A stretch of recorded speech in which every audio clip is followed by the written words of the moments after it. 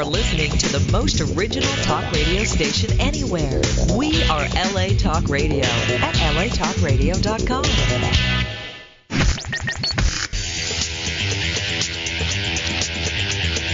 You're listening to Question Reality. Question Reality with Priscilla Leona. Priscilla Leona. Only on LA Talk Radio. Hi, welcome to Question Reality. I'm your host, Priscilla Leona, and we are coming to you live from Studio City, California. Our show is broadcast every Sunday from 5 p.m. to 5:50 p.m. Pacific Standard Time. Now, if this is your first time tuning in, our show will help you question your career reality. This show is for you if you were, are, or might be considering a career in the entertainment industry. Our guests will provide advice and resource information on how and what it takes to successfully pursue a career in show business. Our guests work in various professions of entertainment, so that means that we will definitely have someone on the show sooner or later from a career that you are interested. Now, if you want to check out our past guests, read their bios, listen to their interview instantly, or download one of the shows, go to the LA Talk Radio website. If you're listening to me now, clue, you're already on it. Yay. So if you're listening to us on the iPhone, it's latalkradio.com. You click on the link at the top of the website that says Channel 1. You scroll down, look for the graphic of our show, which is Question Reality, and you click the link. And this will take you directly to our archive page where you can view the list of our past guests. Now, our shows, again, as I said earlier, were available for download on iTunes under the podcast section, and you just type in Question Reality Radio in the search box. And also, we have now the Droid application, and let's see, iPhones and iPhones and Droid. You can tell how technological I am. They just throw a note at me. Tell them we're on Droid. Yeah, okay, that sounds good. Yeah. So if you understand that, download the Droid app. All right. If you want to find out about our future guests, visit the official Question Reality website directly. Go to questionreality.us, not .com, .us. And we are so fortunate that our show has become so popular. We are booked with guests all the way until March, and I am just so appreciative. Everyone has been so supportive, and we've gotten a fan base from all over the world. I get emails from Germany and France and Russia and Cyprus, Greece and Japan and China, and they tell me how much they love the show, and I just thank them so much. And these are all people who want to come to the United States and pursue a career in entertainment. So all of you as guests really, really, really, really help our audience, and I want to thank you so much for that. And we have a fantastic guest for you today. And boy, I tell you, we have been wanting to get him on here for a long time, and I know he's one that can verify that he has waited forever to get on this show. His name is Mr. Quinn Coleman. And if you want to check him out, because you know I'm going to go into my advertisements now because I have to pay the bills, so I got to tell you about some stuff. So you might want to check him out now. He is on myspace.com/Quinn Coleman Productions. That's QUINNCOLEMAN PRODUCTIONS.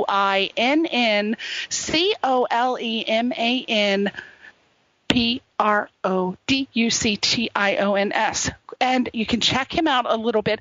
But let's go into the fun, exciting stuff that's going on. Let's see. Now, October the 15th through the 17th, it is the Hollywood Expo.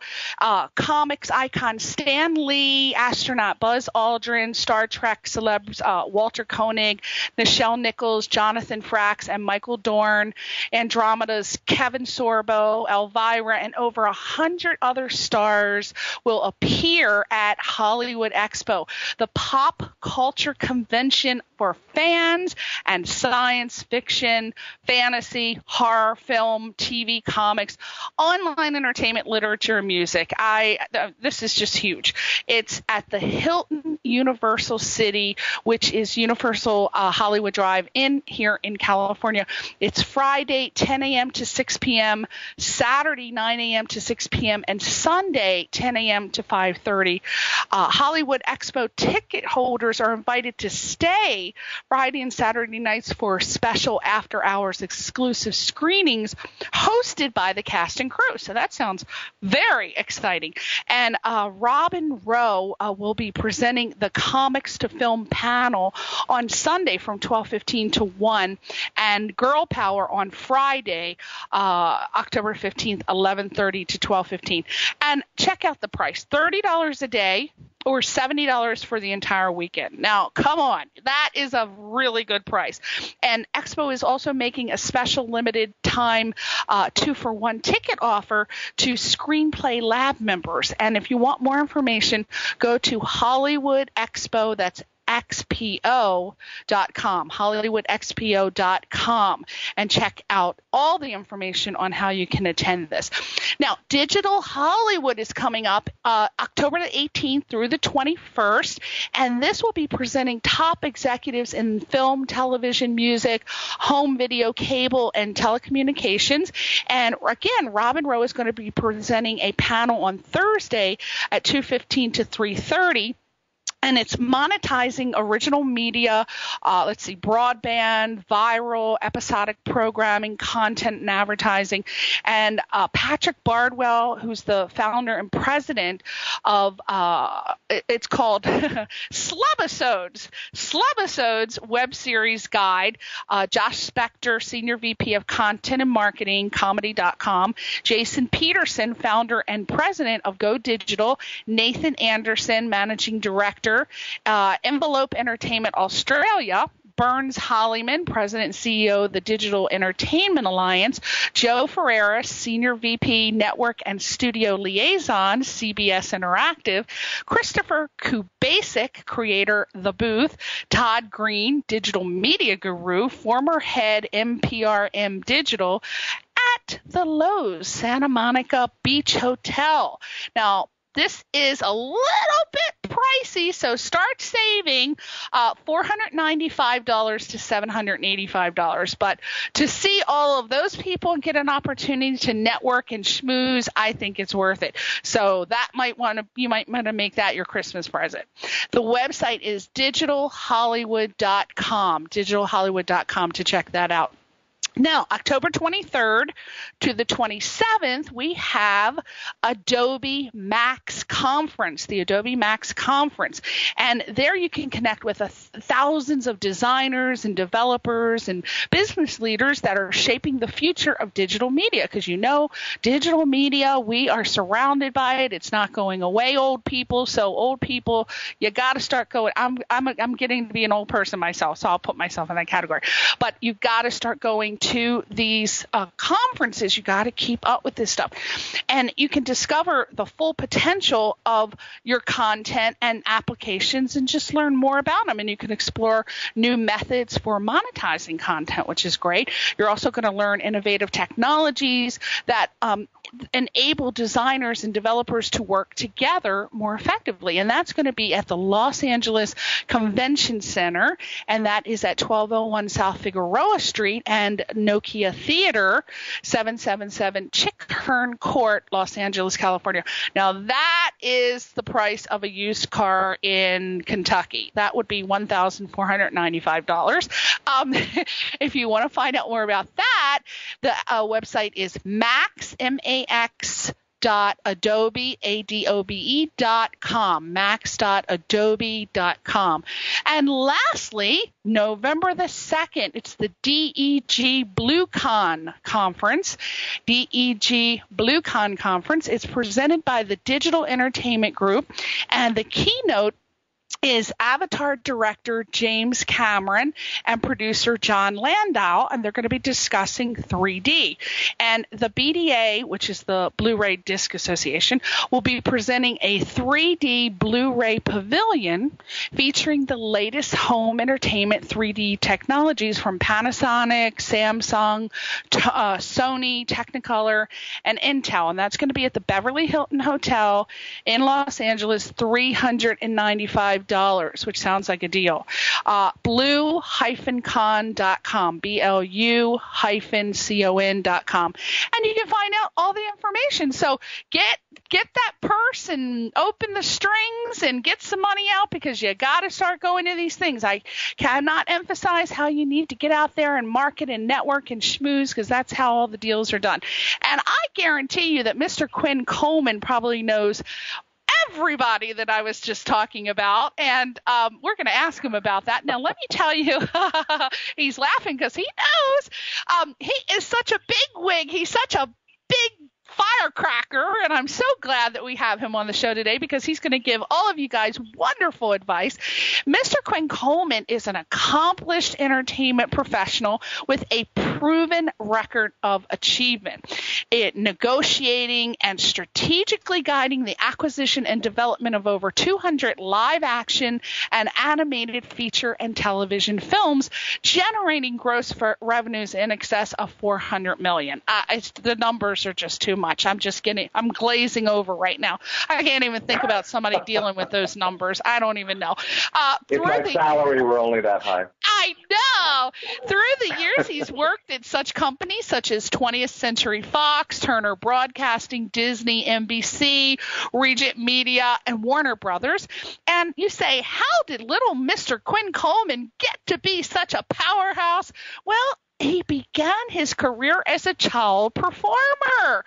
So there is hope for all of your kids to become as big as Mr. Coleman.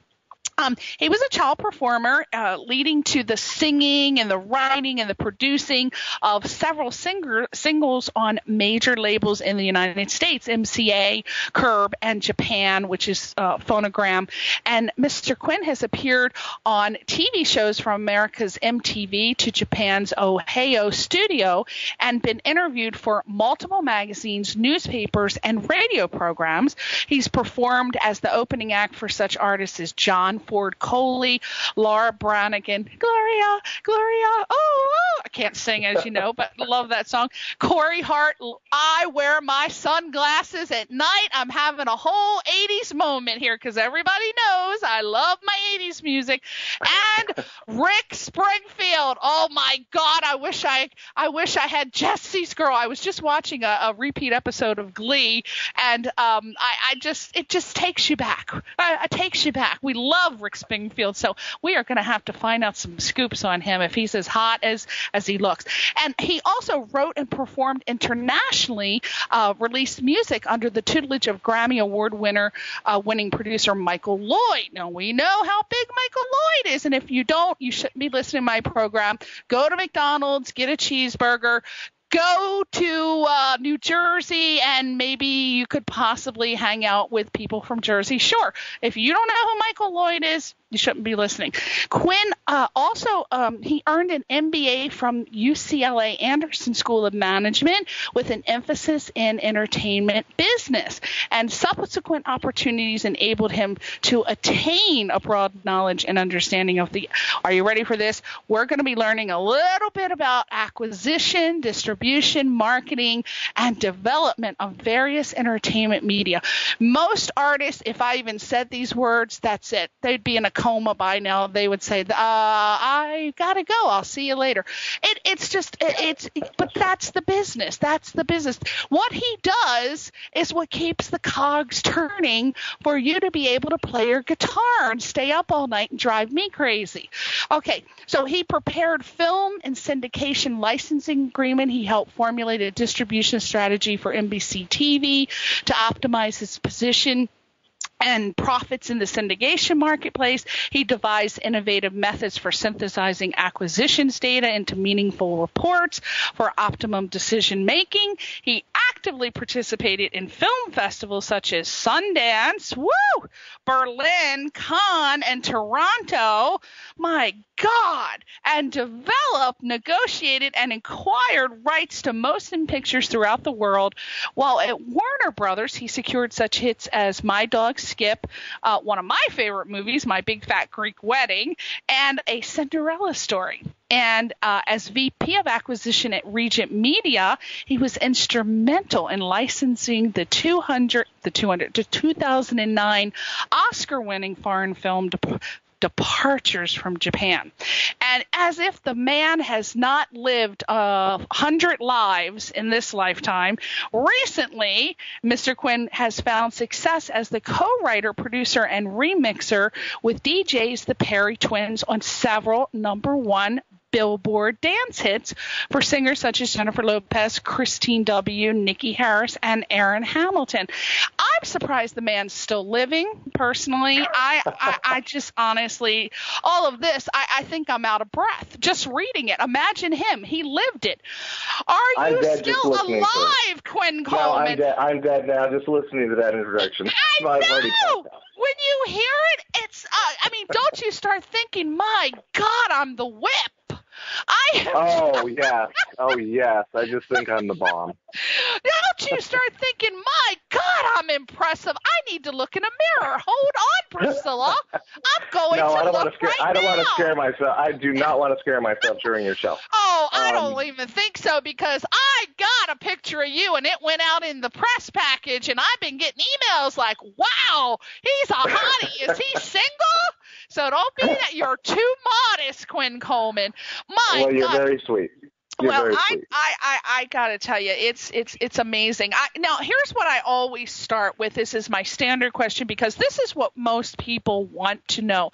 You're at the point that you are now, but what did you want to do or be when you were a child? What did Quinn Coleman want to be? I used to sit in my room. Now, I'm going to really age myself here, but I used to sit in my room. I had headphones on. I'm 8 years old. I'm listening to Funny Girl. I'm listening to Barbra Streisand sing. And I remember thinking, what an incredible voice. This person has this amazing talent. Then I got into music by the Carpenters and others, and I would sit in my room and I would visualize this. And I was 5 years old, by the way, when I first went on stage at a church function. And after the show was over, I wouldn't come off the stage. I don't remember this, but my mother relates the story to me and tells me that she came up to me and she said, why won't you come down off the stage? And I said, because I like it up here. So when I was 8 years old, they drove me down to the Little Theater of Alexandria. This was right after Oliver had been on Broadway. And this little theater in Washington, D.C. used to get all of these shows that, were pretty much fresh off of Broadway. So I went to audition for Oliver, and I didn't get the role. But they called me back, and they said, we want your son, or they called my parents back and said, we want your son to be in the chorus. And in the process of being in the chorus, they said, we really want him to be Oliver's understudy. So I understudied for Oliver a couple times during the run of the show, and from that point forward, started having this little theater kind of career happen in Washington, D.C. So initially, to answer your question, I thought I was going to be a star. I thought I was going to be a Broadway singer or an actor or something like that. Right. And when I got in my teens and my voice changed, I looked like I was, 8 years old when I was 14. And so, but I'm singing, with this completely different voice, so I couldn't play the kid roles anymore in any of these shows. So I started recording, and I hooked up with a record producer who I had seen him in Las Vegas. He was the musical producer for the Osmonds, a guy named H.B. Barnum. Oh, and God. Nothing related to the circus, but H.B. was one of the original people that was involved in creating the Motown sound. He was arranging at that time for people like Aretha Franklin and others, and he was just the coolest guy. And so I saw his name on the back of an Osmond record after I'd seen him in Vegas doing their show, and I said, well, I called him, and I'm I think I was about 16 at this point, and my dad hired him, and he produced 4 songs for me and released them on his record label. I did this was in the disco era, in 1975 or 6, somewhere around there. We released a remake of an old song called "The More I See You." Mm-hmm. So I thought on his Little Star Records. Interestingly enough, Peter Allen, who was married to Liza Minnelli and wrote the song "I Honestly Love You" for Olivia Newton-John and some other great songs, he released a pop version of the exact song right as we were releasing ours. And of course, he's on A&M Records, and I'm on Little Star Records, which is nothing. But it was a great experience, and that's kind of how I started, moving really more into the professional side. So to answer your question in a nutshell, I thought I was going to be a star. There was no way I was not going to be a singing star. My walls in my bedroom were my walls in my bedroom were plastered. I had every picture of Donnie and Marie that you could possibly find. I love it! Covering my walls everywhere. Me too! My parents had to repaint the room because there was so much sticky tape everywhere from all the pictures. Oh, honey, that were eventually taken down. No, I was so in love with him. I cried for a month when he married Debbie. I cried. I got to go backstage. My cousin, I have a picture of him in his purple hat because he loved purple. Right? Oh, yeah, the purple socks. Yes, right. So I got to go backstage, a little tiny thing, and I got to take a little picture of him, and I have a picture of him, and I saw him, but it was like I was in a daze because I just couldn't believe that it was him. And my cousin whipped me because she was dating one of the bouncers, and they got me backstage, and I don't know what she had to do to get that, but I was only there a second. I'm like, Donnie, as I'm being pulled away out of the door and thrown in the car, and I got my little picture, but I still to this day have it. Love Donnie Osmond, could not stand it. I mean, I know what you mean. When you talk about marrying Debbie, just so to maybe make the story just for you possibly a little more interesting, Donnie and Marie, I became very good friends with when I went to Brigham Young University to go out there to go to school, and they owned an apartment complex called the Riviera Apartments, and they lived in the main building of the complex, and all of us had apartments, of course. And we became really good friends. In fact, we double dated a couple times, Donnie and me and Debbie, and Marie's best friend and I were dating a little bit. Oh my God! So we drove. Paula will probably not appreciate me telling this story on the radio, but we drove their cars down for them to Las Vegas when they opened at the Hilton the week that Donnie married Debbie. And they had this huge reception up on the top floor. That Hilton at the time was the hotel in Vegas. And they were staying in that suite on the very top floor of the hotel. So we went in there for Donnie and Debbie's reception, and of course it was a big deal because they were doing their show, and they had all I remember is the best food I've ever had at a reception. Oh my God! But if you remember, those two kind of ran off and got married, and yes, if you remember, and yes, I do. Really knew about it. Yes, I do, and I changed to Sean Cassidy. I said, "Damn you!" After I wiped my tears away, I said, "That's it. I am moving on to Sean Cassidy." So then I became fixated on him until I went to the concert. My eventual record. He did what? Remember, he went to he was performing. I don't know if you heard about it. I'm sure you did. But remember when Sean Cassidy was at the concert and he bent over doing the Hey Deanie song and he split his red satin pants on stage? You remember? I remember hearing about that. Yeah. Yep. I was at that concert. Yep. After that, he turned me off. I moved on to Tony DeFranco. I was like, oh no! No. Oh no! Well, my record producer, the guy that eventually became my biggest, shot at the big time, was a guy named Michael Lloyd, who was business partners with Mike Curb, and they produced Osmonds and Sean Cassidy and Leif Garrett and Debbie Boone and all those guys, and so it was kind of interesting how, once you got into that teen world, it was, that was my biggest shot at making it at that point. That's a long story, but so you're hanging out with all these teen heartthrobs. I'm assuming you're around. No. I was not hanging out with those guys. They were just on the same, or they were being produced by the same people that I was eventually produced by. So they didn't get you guys together and do like press junkets back then with a whole bunch of you like they do today, you know, to have all the artists? No, well, How I had was gone it to different Japan back then? Well, it was different. MTV was just kind of coming into its own at that point. It was actually a station that revolved around music, very different than it is today.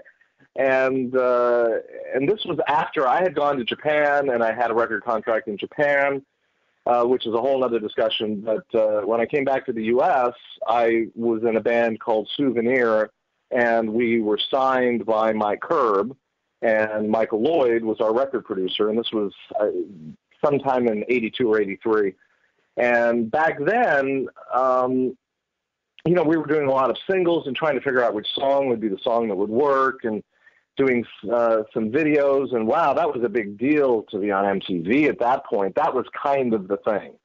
Right. But the record industry was starting to change even at that point. You had to kind of, record labels weren't necessarily going in and breaking you anymore. You had to be somewhat established somewhere. It was just, we were right on the cusp of things kind of changing. You needed a movie theme, or you needed some television show, anything. And in fact, our record producer had done a couple films that he put us in, one called Love Lines, another one called Tomboy, little independent films that were not big hits.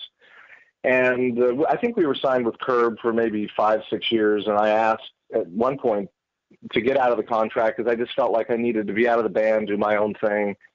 A year later, Michael Lloyd was scrambling to find enough songs for a little soundtrack that he was doing for another one of his small films. Right.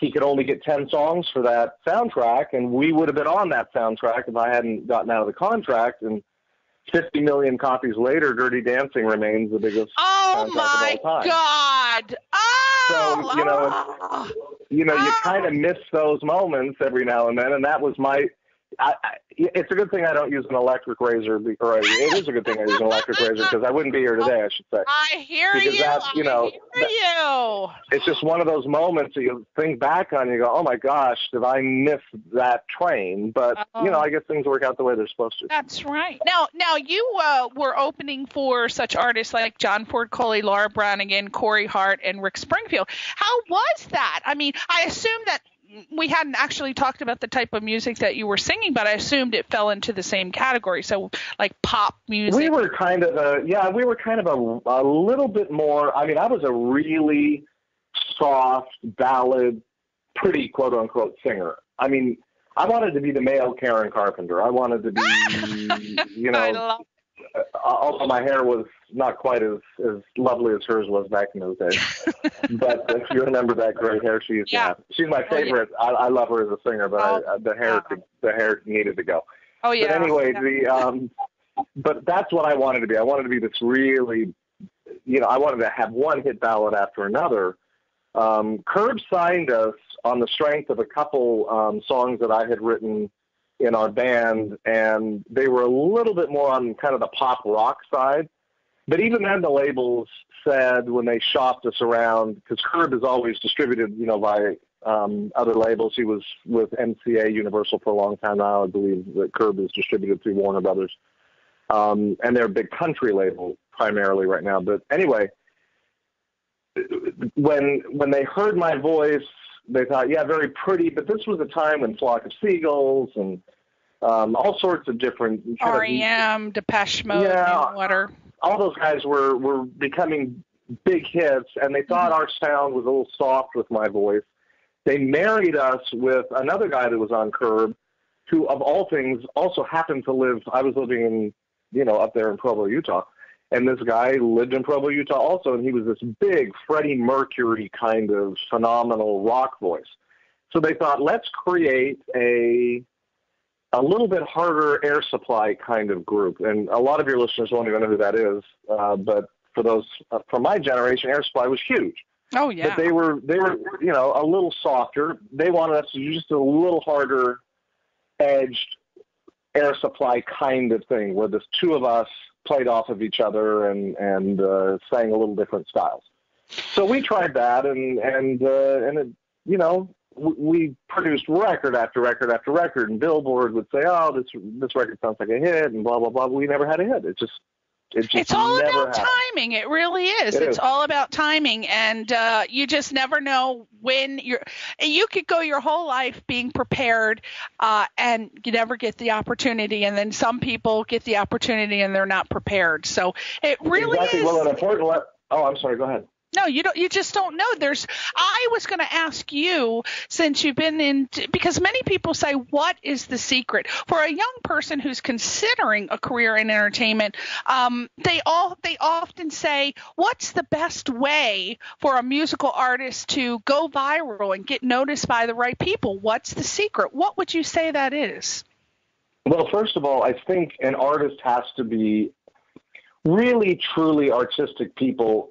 Already have an innate sense of who they are, what their style is, what they should look like, what they should sound like, what kind of music they do.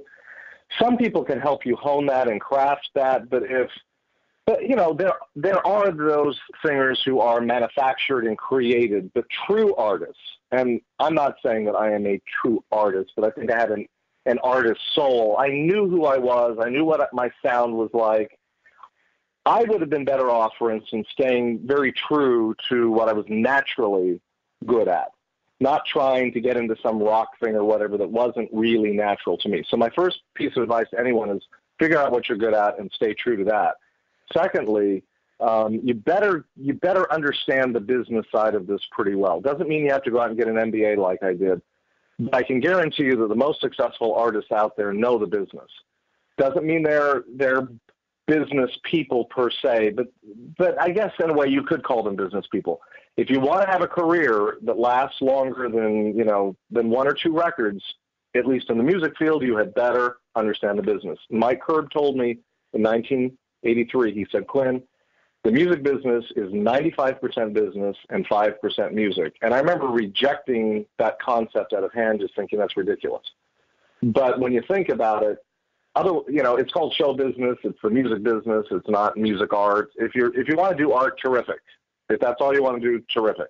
But if you want to make any money, you want to have a career, you better understand the business and understand that it's driven by business. So, absolutely. Bottom line, bottom dollar. There's no secret at all. So you've got to be as prepared musically as you could possibly ever be, have a really good sense of self. Be very good at what you do. Doesn't mean that you have to be a great singer. There's so many people that aren't great singers who are the biggest stars in the world. But you just got to have a musical sense of what works for you, what's hip, what's commercial. Have kind of a visionary, have an ability to envision, I should say, what's next, what's ahead. Combine that with some business savvy, and you'll have a much better chance. I wasn't really prepared when I look back in some ways. It always kind of came easy for me. I was a really, if I may say so, I was a really good child singer. And when you're a kid and you can sing, if you remember, like Andrea McArdle from Annie, that huge, big voice, if you have that kind of a voice as a child, people are like, wow, that's impressive. When you become, a late teen or you get into your early 20s, there are a lot of people who can sing like that. You're not unique anymore. Right. So in some ways, it came so easy for me that I didn't, when I look back on it, I don't think that I put a lot of those pieces of the puzzle together, the artistry, the business, all of that, in a way that I think would have kept me in there a little bit longer, given me a little bit better shot. So the advice to anyone trying to do that would really be, you've really got to be prepared, and there's so many ways you can do that now. Mm-hmm. There's so many educational avenues, from like Berklee College of Music to, all these schools here in Hollywood. I mean, there's just so many places online that you can get the information. There's a plethora, a wealth of knowledge that everyone should avail themselves of. Now, let me ask you, people always ask, how good does my song have to be before I send it out? And I think what they really should be asking is, how good does my demo have to be? Because now, of course, they want to hear more than one song. So what would your answer be to that? Demos, if a demo doesn't sound like a record, I think you're a demo really needs to sound like a record. Today you can make a record. I mean, we're producing, you know, in no way to sound arrogant, we're producing #1 Billboard dance record just sitting here in the house. You know, we go do vocals in a professional studio, but we remix, we do everything here in a home studio. Now it's you know, it's a little more elaborate than just a computer, but at the same time it's a home studio. But if those records don't sound like records, we can't compete. Even if it's a demo, I think you have to be able to compete with records. Now, you're probably not going to get, unless you're working with professional engineers or whatever, you're not going to get record quality sounding demos unless you yourself are, like I say, either working with someone who knows how to do that or you have that ability yourself. But beyond the sound of a record, a hit song is a hit song, whether it's played with a guitar, whether it's a piano, whether it's, you know, you singing to a ukulele. I mean, you can recognize a hit song or not. If a song's a hit and you have a unique voice, that's actually going to trump a great sounding demo any day.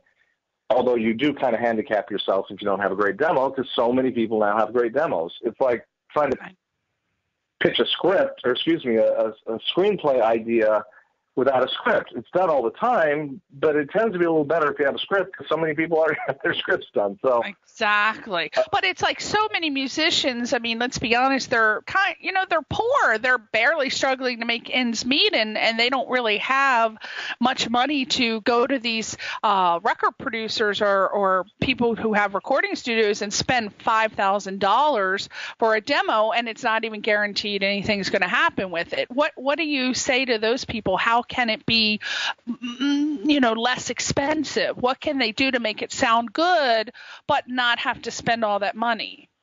Well, I think you can do that. You know, sometimes it's pulling favors. Sometimes it's just networking and meeting people who will work with you for free with the, maybe you're a songwriter and you have to cut them a bit of a publishing deal if the music works in exchange for putting together demos for you or whatever. But as I said before, it's all about the song. Just like in the film business, it's all about the story. I mean, it's all about the script. So if you don't have a great song, it doesn't really matter what you can have the most. I hear some of the most beautifully produced records, and these records are not hit songs.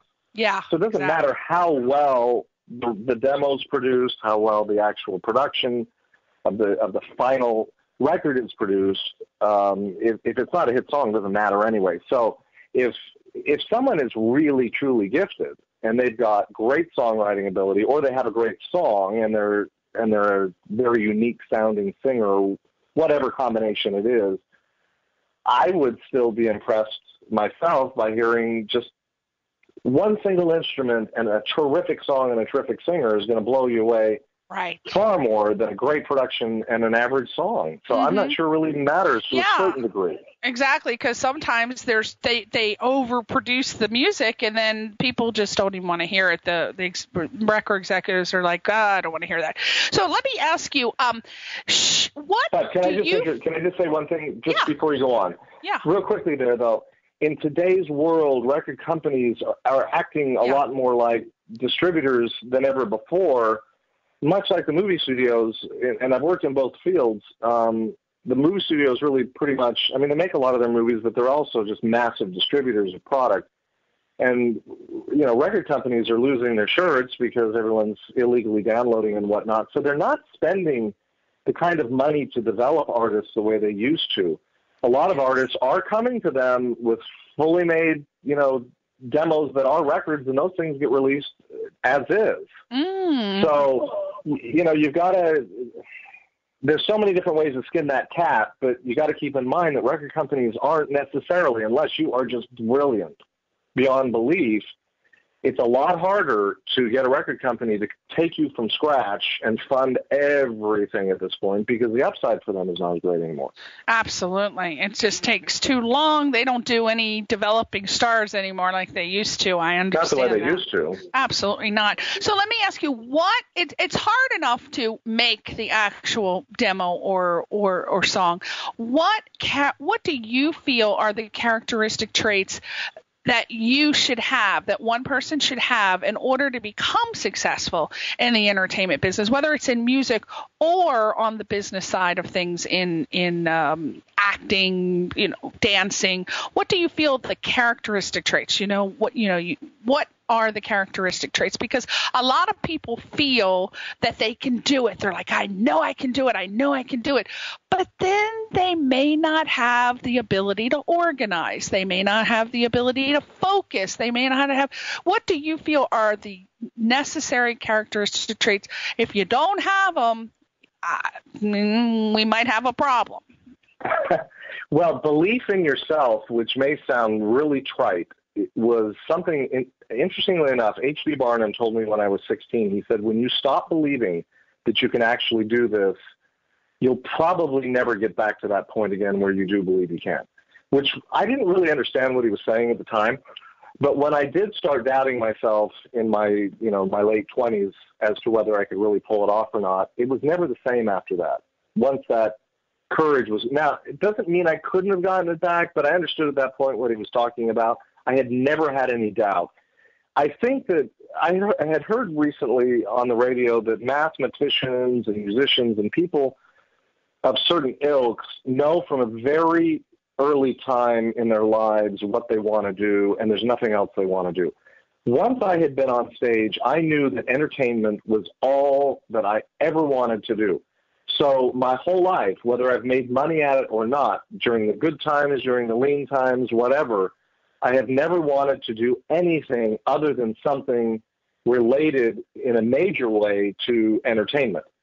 So if you don't have that kind of passion, for instance, I was in business school and I was the head of the Entertainment Business Association at Anderson at UCLA, and I had a couple people come up to me at different points and say, I'm thinking of using, I'm majoring or emphasizing accounting or whatever, and I'm thinking of doing it at a studio.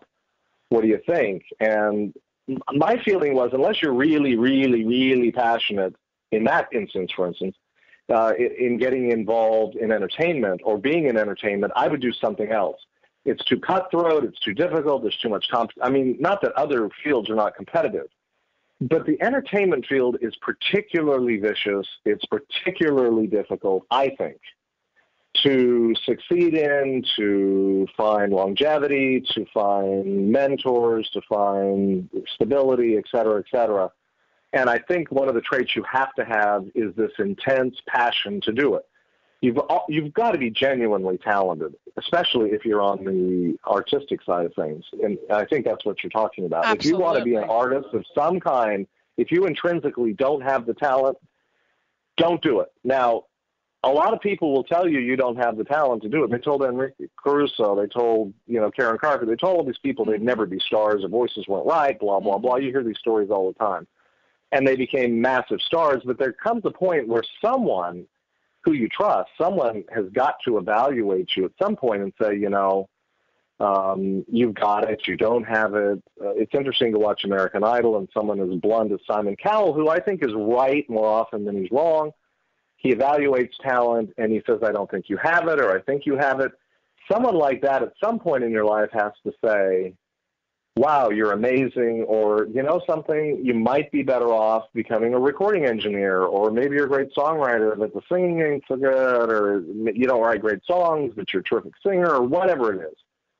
But someone's really got to evaluate you and at some point give you an honest feedback, someone you trust, someone that, you know what I'm saying? And absolutely. Now maybe that's a collection of different people. Right. And you've got to be willing to accept constructive criticism. A lot of, artists are sensitive and they don't want to hear it, because if you really think you're talented, and I know people who think they are the bee's knees and they are just one step away, and they're wrong. They are wrong. They are wrong. They start singing. I just, and they really think they can sing. It's just, you know what, Quinn, you are going to die because you're not going to believe what time it is. It is 5:44, and I am so upset because I have 12 more questions. And I am so upset right now. I cannot even tell you, because you are a person who is just you have an infinite amount of wisdom and advice, and I think that we are going to have to break this up into a 4-part Quinn Coleman series. Oh, right. I'm sorry I talked too much. I apologize for rambling on and on. Oh my God, are you kidding? No, that's not what I'm saying at all. I'm saying I'm going to beg you, plead, and whip out my piggy bank to bribe you to come back on again, because you have so much wisdom, and I would beg you to come back on maybe next year and maybe follow up and give some more advice. Would you be willing to do that? Oh, I'd love to. Sure. I mean, you've got so much to offer, and I think without the piggy bank, I'm not sure. I know. I'm gonna. Hey, well, Christmas is coming up. I'm gonna save all my pennies just for you, Quinn Coleman. Okay. But you have to realize that you are just such a blessed man, in that you have such wisdom and knowledge, and you have such experience, and you have so many things that people would just die for, kill for. They would just sell their mother to have the experience and knowledge that you have. And for you to be generous by coming on the show today, I really appreciate it, and I'm sure everybody else does. And I'm sure that people are upset that we're not going to ask a lot of the questions, because I did get emails, and that was the latter part of the show was going to be dedicated to that. So I did want to apologize to everybody and ask Mr. Quinn Coleman to commit now to come back next year and answer all of your emails. Can I get a commitment? Oh, of course. I would love to come back. You're wonderful. Okay.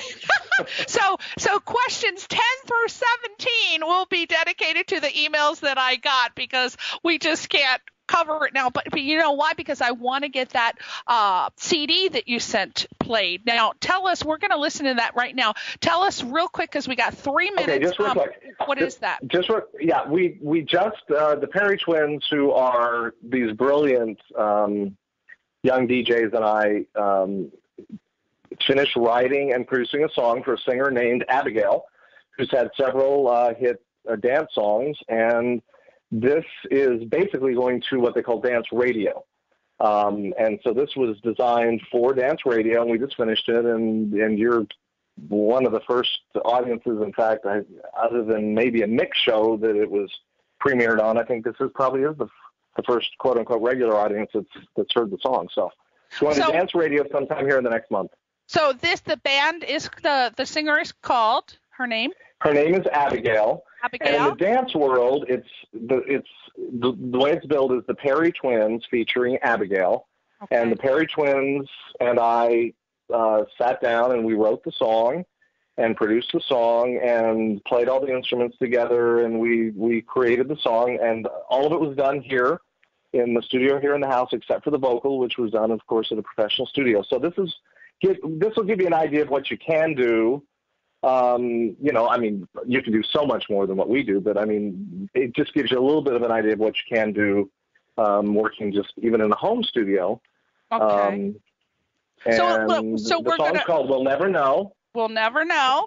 All right. And this is, if they want to find out more, they can go to your website, which is the myspace.com. Well, I don't actually use that much. The best place to go to find out the latest information about the music would be the perrytwins.com. The Perry Twins. PERRYTWINS, perrytwins.com website. Really good-looking young guys who are incredibly talented. They just performed last night in West Hollywood. Well, let's hear them. Let's end the show. We got 1 minute. We're going to hear them. We got 1 minute, and then we're going to get cut off. But I just wanted to thank you so much. God bless you. No, thank you. Thank you so much, and thanks everybody for listening. And I'm going to contact you later on in the year, and we'll get you set up for next week. Thanks for listening. We're going to now listen to the Perry Twins. Bye-bye. I was lost when I found you. I still don't know where to go. I can't switch directions. I feel like I changed too slow. The lights are so blinding, the feeling's too dark. Your fears are grinding. I'm still stuck in the park.